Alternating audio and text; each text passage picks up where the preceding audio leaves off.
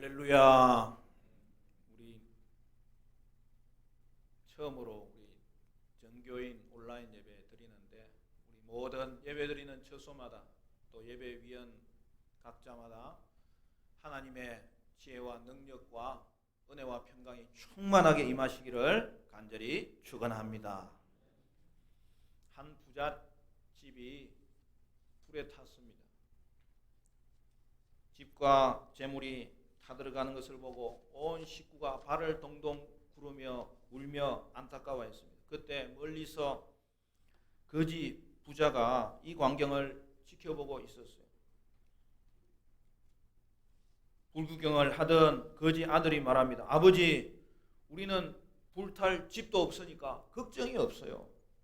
그러자 거지 아버지가 대답합니다. 아들아, 이것이 다 애비 잘 만난 덕인 줄로 알아라.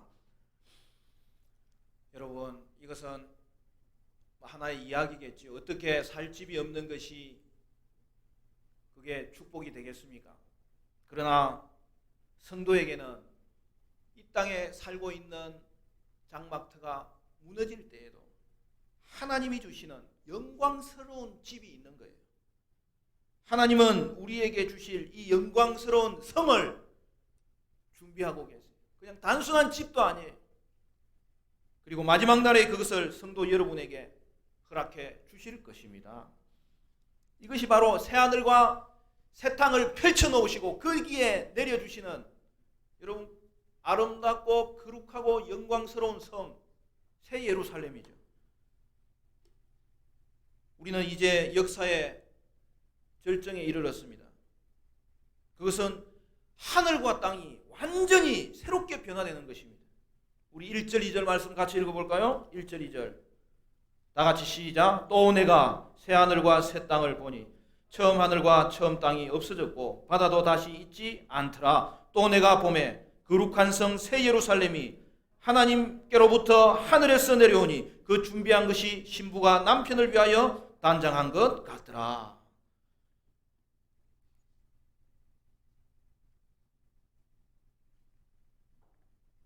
오늘 조촐하게 예배를 드리다 보니까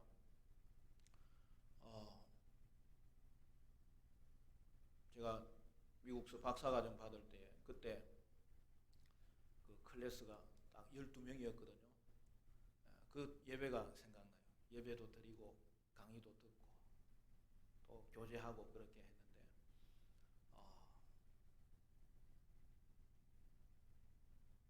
오늘 성경을 보면 예수님께서 재림하실 때에 세상이 어떻게 된다고요? 새 하늘과 새 땅이 이곳에 이루어진다고요. 그러면 여러분 새 하늘과 새 땅, 신천, 신지는 어떤 성격을 가졌습니까? 여러분 이것은 이전의 세상은 완전히 없어져 버리고 다시 만드는 세상입니까? 아니면 이전의 세상을 새롭게 하는 세상입니까? 여러분 즉 재창조를 말하는 겁니까? 아니면 새 창조, 갱신을 말하는 것입니까? 결론부터 말하자면 여러분 새하늘과 새 땅은 갱신이에요. 이전의 모든 것을 없애버리고 다시 만드는 재창조가 아니라 이전의 세상을 새롭게 만드는 새 창조예요. 그래서 여러분 리크리에이션이 아니고 뉴크리에이션이죠. 여러분 이것이 왜 중요하냐 하면 다시 만드는 것이라면 하나님의 창조가 없어져 버리고 다시 만드는 것이니까 하나님의 창조가 실패로 돌아가는 거예요.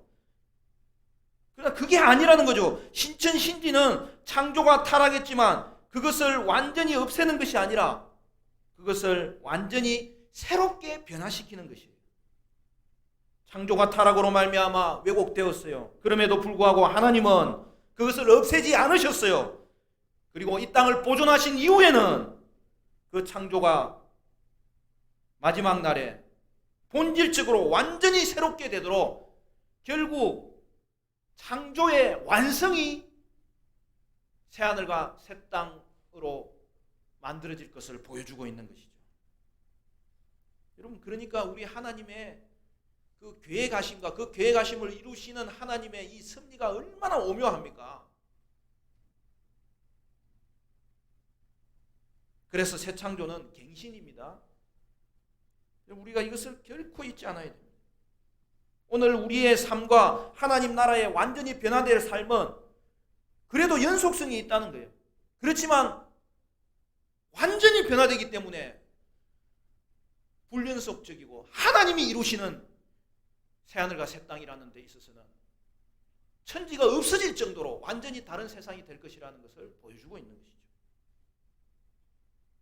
여러분, 그래서 5절은 이렇게 말합니다. 5절 말씀 같이 읽어볼까요? 이 부분이 굉장히 중요한데요. 5절 다 같이 시작. 보좌에 앉으신 이가 이르시되 보라 내가 만물을 새롭게 하노라 하시고 또 이르시되 이 말은 신실하고 참되니 기록하라 하시고, 여기 뭐라고 되어 있어요? 보라 내가 만물을 새롭게 하노라. 여러분, 이 5절 말씀은 1절 말씀의 설명이에요. 그러니까 여러분, 이 구조가 중요해요. 1절부터 5절은 1절이 주제를 제시하고, 그리고 마지막 부분 4절 5절이 그것을 설명하고, 가운데 2절 3절이 핵심 구절이라는 것을 보여주는 거예요. 여러분, 이것이 유대인의 히브리적 기록 방식 중에 하나예요. 그러니까 여러분, 오늘 새하늘과 새 땅을 하나님이 이루시는데 그것의 의미가 무엇이냐? 그러면 이 단락의 마지막과 연결되어 있다는 거예요. 근데 거기에 엄청난 선언이, 그 해설이 등장합니다. 뭐라고요? 내가 만물을 새롭게 하노라. 여러분, 새하늘과 새 땅을 하나님이 이루시는 것은 만물을 새롭게 하시는 사역이라는 것이죠.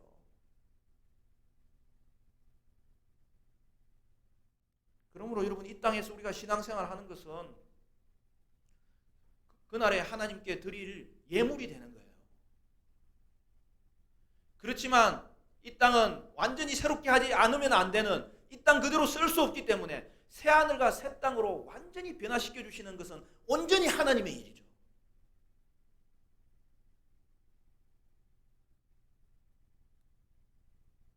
여러분, 이 사고방식이 없으면요, 오늘날 그리스도인의 신앙생활하는 방식이 굉장히 왜곡될 수가 있어요.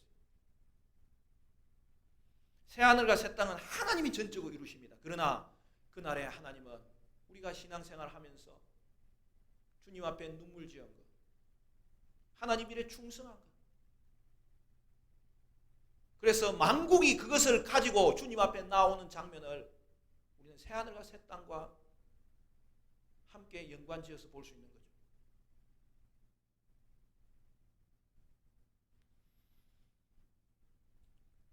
여러분, 그러므로 새하늘과 새 땅은 만물을 새롭게 하는 것입니다. 새하늘과 새 땅은 재창조가 아니고 뉴 크리에이션, 새 창조요 갱신인 거예요.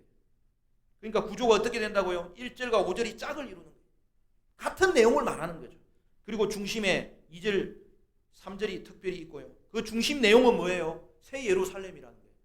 그러니까 하나님이 이 세상을 새하늘과 새 땅으로 만드는 그 환경 가운데 하늘에서 새 예루살렘이 임하는 거예요. 그럼 여러분, 새 예루살렘이 뭐예요? 어린 양의 신부라 했잖아요. 거룩한 성이잖아요.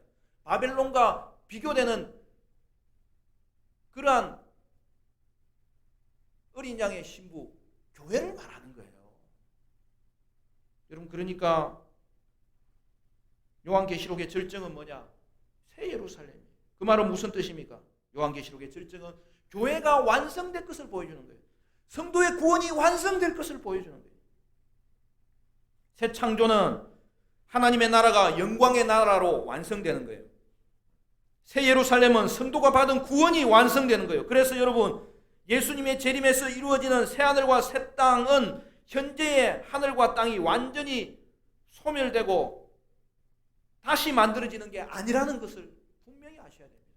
여러분, 그렇게 신천신지가 갱신이라는 것을 알 수 있는 이유가 뭐예요? 본문의 구조가 그렇게 되어 있잖아요. 또한 새하늘과 새 땅이라고 할 때 이 새라는 단어가 여러분 카이노스라는 단어입니다. 제가 되도록이면 원어를 사용하지 않으려고 하는데 그 뜻을 아시라는 거예요.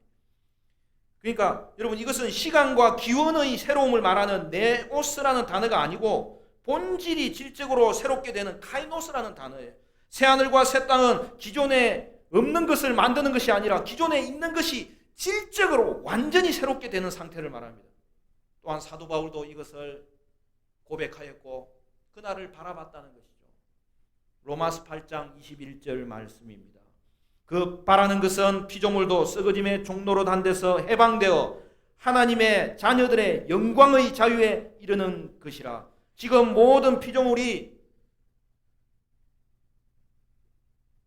종로로 가고 있어요. 죽음에 묶여 있어요.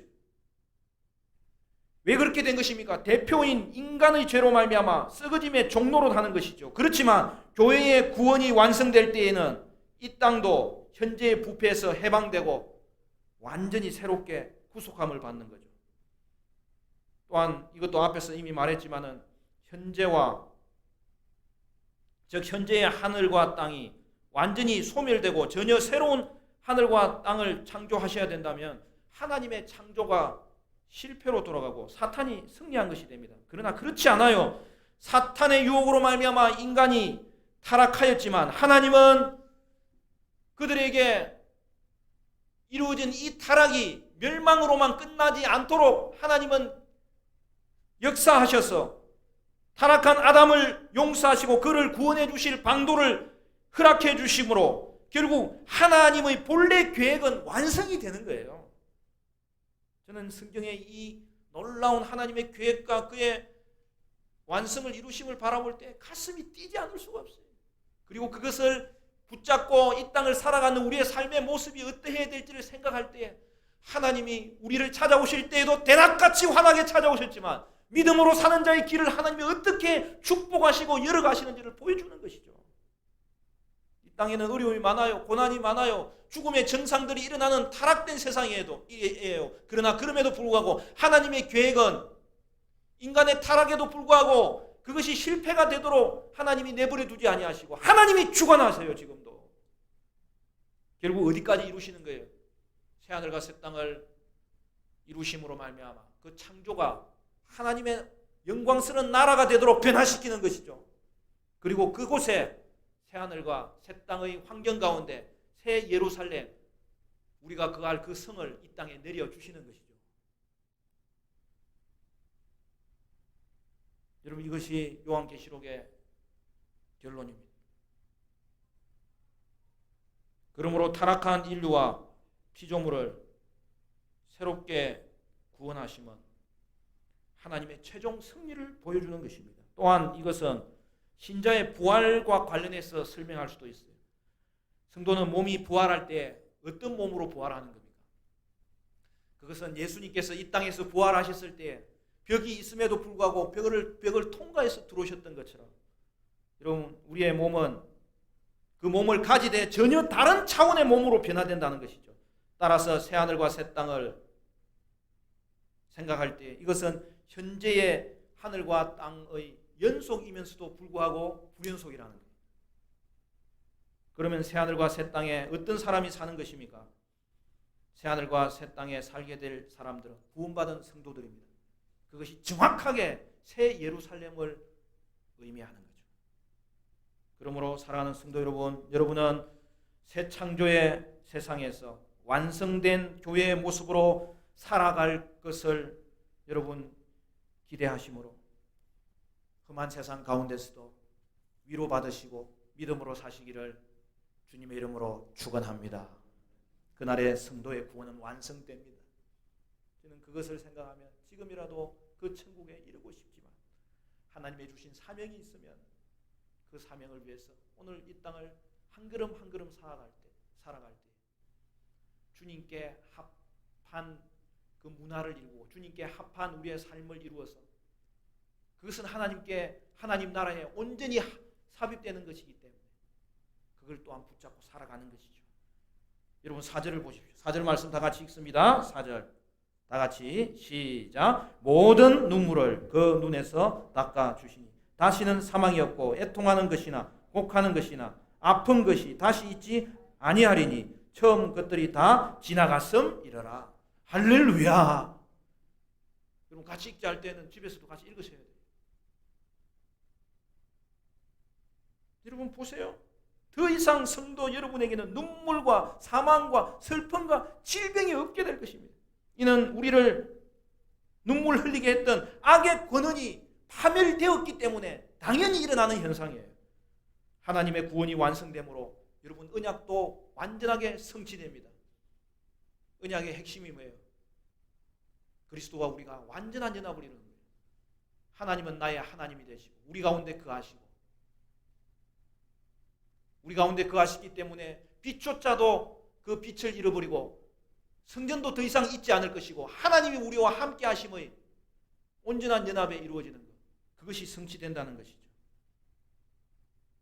여러분 6절 7절 보세요. 6절 7절 다 같이 읽습니다. 시작. 또 내게 말씀하시되 이루었도다. 나는 알파와 오메가요 처음과 마지막이라. 내가 생명수 샘물을 목마른 자에게 값없이 주리니 이기는 자는 이것들을 상속으로 받으리라. 나는 그의 하나님이 되고 그는 내 아들이 되리라. 그러나 두려워하는 자들과 믿지 아니하는 자들과 흉악한 자들과 살인자들과 음행하는 자들과 점술가들과 우상숭배자들과 거짓말하는 모든 자들은 불과 유황으로 타는 못에 던져지리니 이것이 둘째 사망이라. 여러분 이기는 자는 구원의 완성을 볼 것입니다. 그러나 패배하는 자는 어떻게 되는 것입니까? 여러분 8절에는 패배하는 자들의 목록이 나오잖아요. 패배하는 자는 하나님의 심판을 받아 악의 세력들이 모두 모이는 그 불못에 들어가게 되는 것이죠. 그런데 어떤 자들이 그 패배하는 자들이라고 목록이 구체적으로 나와 있어요. 그러므로 사랑하는 성도 여러분, 여러분은 인내와 믿음을 가지고 이 세상을 이기셔야 되고, 그리하여서 반드시 하나님이 예배하신 영광스러운 성 예루살렘의 상속자가 되시기를 간절히 축원합니다.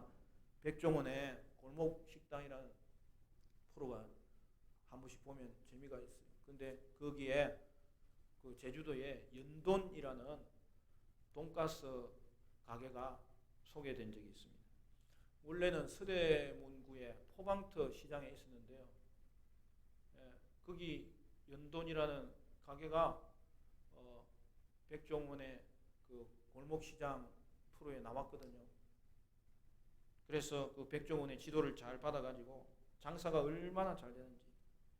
여러분 사람들이 모이다 보니까 많은 사람들이 시기를 합니다.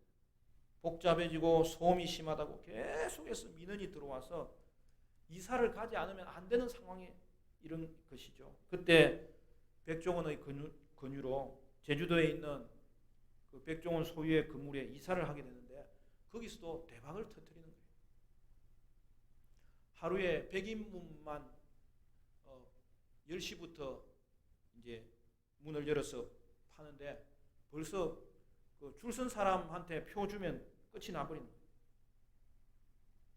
연돈을 먹기 위해서 새벽 4시부터 줄을 서는 사람이고, 어떤 사람은 하루 전에 텐트를 치고 거기서 숙식을 하면서 표를 얻습니다.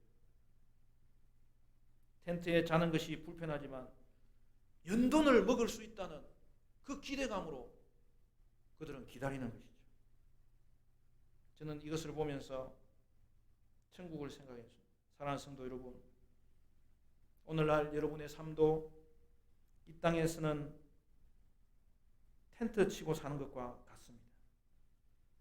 여러분 텐트가 집이라면 불행하겠죠. 그러나 자신의 집이 따로 있는 사람은 우리가 캠핑 가서 텐트 치잖아요. 그 텐트 치고 지내는 것이 도리어 소풍 같고 도리어 축복이고, 여러분 도리어 그것은 행복인 것입니다. 성도는 마지막 날에 살게 될 영광스럽고 아름다운 집을 소유한 자들입니다. 성도가 이 땅에서 머무는 장막은 임시거처예요. 성도는 이 땅을 소풍처럼 살다가 마지막 날에는 하나님이 값없이 내려주시는 너무나도 아름다운 예루살렘 성에 들어가서 살게 됩니다. 아름답다 그 동산. 여러분 우리에게 하나님은 아예 성 자체를 통으로 주시는 거예요. 그러므로 성도는 세상이 주는 즐거움과 물질의 권세 앞에 결코 흔들리지 않습니다. 매여 살지 않아요. 도리어 그것을 하나님 나라를 위해서 사용하고 그것을 다스리며 사용하고 그것을 주신 하나님을 기억하면서 청지기로서 사용하는 거죠. 코로나19가 정광훈 집단의 극단적인 파행으로 확장 일로에 처해 있습니다. 제가 이렇게 여러분 말하는 것은 이것이 정치적인 문제가 아니라 신앙적인 문제 때문에 그러는 거예요. 여러분, 성도는 물질이든 쾌락이든 권력이든 정치든 이데올로기든 여러분 그 어떤 것도 그것이 우상이 되지 않아요. 근데 이번 일을 보면 여러분 정광훈 씨의 이단성이 다 드러나는 거예요. 여러분 그거는 결코 신앙도 아니에요. 교회도 아니에요. 사실 이렇게 하는 데는 한국 교회 안의 일이 터졌기 때문에 한국 교회가 일조한 면이 있습니다. 한국 교회가 무너졌어요. 참으로 이상한 것은요, 참 코로나19 사태로 인하여서 이단들이 다 드러나요. 근데 여러분 신천지만 이단이 아니에요. 정광훈을 비롯한 한국 교회 안에 있는 이 번영신학에 물들어 있는 여러분 이 이단이 다 드러나고 있어요. 이번 주간은 어느 날은 잠을 잘 수가 없어요. 사랑하는 성도 여러분, 이러한 때에 우리가 할 일은 뭡니까? 하나님 불쌍히 여겨달라고 하나님의 긍휼을 구할 뿐입니다. 우리가 계속하여 요한계시록의 말씀을 살펴보는 중에 이 코로나 사태가 터졌는데 여러분 이 말씀이 오늘 이 시대를 내다보는 그 적촉점에 있어서 저는 깜짝깜짝 놀래요.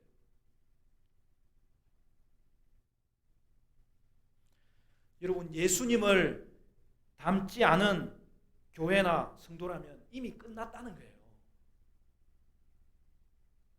나중에 그것이 하나님 심판대 앞에서 판명받아야 확인되는 게 아니라는 거죠.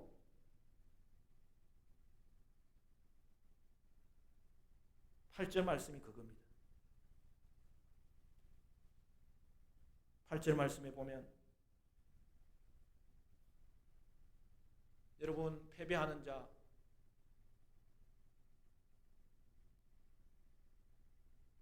그로 인하여서 하나님이 심판하는 자들에 대한 목록이 나옵니다. 그러나 두려워하는 자들과 믿지 않은 자들과 흉악한 자들과 살인한 자들과 음행하는 자들과 점술가들과 우상 숭배자들과 거짓말하는 모든 자들은 불과 유황으로 타는 못에 던지리니 이것이 둘째 사망이라. 여러분 이 말씀이 얼마나 심각한 말씀입니까? 이 말씀이 우리에게 이미 주어졌는데 그로 인하여서 이 말씀이 우리에게는 지혜의 말씀이 되어야 되겠고 우리에게는 다시 한번 우리를 점검하는 말씀이 되어야 되겠는데 그렇지 못할 때에 여러분 그 하나님의 심판이 임해야 그것이 드러나는 게 아니라는 거죠. 사랑하는 성도 여러분, 이것은 황제 숭배 앞에서 순간 두렵지 않을 사람이 누가 있겠습니까? 그럼에도 불구하고 여러분 황제 숭배로 인하여서 끝까지 그것을 무서워함으로 그게 절하고 그것 때문에 거짓말하는 상황을 정확하게 보여주는 거예요. 주님의 경고는 그 시작이 두려워하는 자들이라 되어 있고 마지막이 거짓말하는 자들이라고 되어 있어요. 두려워서 황제 숭배에 무릎을 꿇는 자는 결국에는 패배할 것입니다. 자신을 지키기 위해서 때로는 자신의 유익을 더 얻기 위해서 거짓말하는 자는 반드시 패배할 것입니다. 우상 숭배자는 반드시 지옥 갑니다. 거짓말하는 자는 반드시 지옥 가요. 예배 참석하면 병이 안 걸려요. 그런 복음이 어디 있어요? 예배 참석하면 물질 축복을 받습니까? 그런 복음은 없습니다. 물질이 우상이 되고 정치가 우상이 되는 것을 통하여 성도들을 호도하고 우상 숭배로 내모는 자들은 반드시 멸망합니다. 성도는 그 어떤 경우라도 하나님의 이름이 가려질까 봐 그것이 우리의 인생 가운데 얼마나 중요한 인생의 기준이 되어서 두렵고 떨림으로 주님을 섬기는 자들이에요.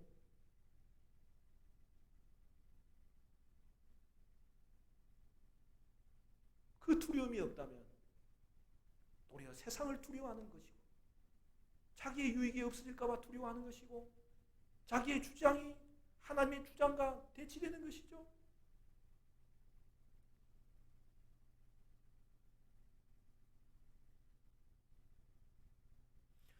여러분, 성도는 이 땅에서는 이중 정체성을 가졌어요.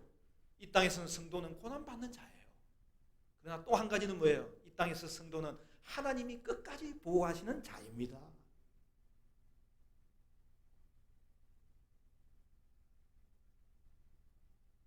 뭐가 전도예요? 참된 전도는 이 땅에 예수님의 모습을 드러낼 수 있어야 되는 거죠. 초대교회는 박해 시대였습니다. 황제 숭배로 인하여서 그렇지 않는 자들에게 고난이 밀려올 때에 주님을 주라고 고백하는 것은 순교와도 같고 고통과도 같은 현실을 만들어냈지만 그들은 주님을 고백했습니다. 그러므로 말미암아 그들의 삶은 어떻게 됐어요? 예수님을 보여주는 삶을 사는 거예요. 삶으로 주님을 전했습니다. 오늘 이 시대도 또 다른 고난의 시대가 될 수 있습니다. 그러나 이 시대도 마찬가지입니다. 예수님을 교회는 삶으로 드러내야 되는 거예요. 교회가 세상에 사랑과 섬김을 심고 베풀면 나중에는 결국 그것만 남는 거예요. 결국에는 나중에 세상이 교회 안에 있는 예수님을 보게 될 것입니다. 부디 문학이는 우리 화정충행교회는 이 어려운 시대를 맞이해서 연약한 자를 더 도우시기를 바라고 주위에 있는 사람 위로하시기를 바라고 격려하시기를 바라고 우리 경상비를 쪼개서라도 약한 교회 돕기를 바라고 선교사님들 세워주시고 그런 오늘 우리가 할 일은 이럴 때일수록 빛과 소금으로 심는 일들을 해야 되겠습니다. 그러한 열매는 우리의 눈에 보이지 않게 거둬질 수도 있어요. 누룩처럼 이 땅을 변화시키고 있는 거예요. 그리고 하나님은 우리를 인정해 주실 것입니다. 지금도 예배 가운데 인정해 주시고 순간순간 우리와 동행하시는 주님이 있음으로 말미암아 하나님은 우리에게 인내하게 하시고 우리를 보호하시고 털끝 하나 상하지 않게 하시고 도리어 우리를 주님께 더 가까이 나가게 하시고 우리에게는 성령의 충만함을 도리어 더 입혀 주시는 거예요. 삶으로 전하지 않는 것이라면 그것은 반드시 실패합니다. 그러나 우리의 삶에 예수 그리스도의 닮은 모습이 드러난다면 그것은 반드시 이 땅 가운데 그 씨앗이 생명의 씨앗이기 때문에 구원의 열매로 하나님의 백성을 부르는 열매로 우리가 하나님 백성인 것을 하나님이 인정해 주시는 열매로 열매 맺게 될 것입니다.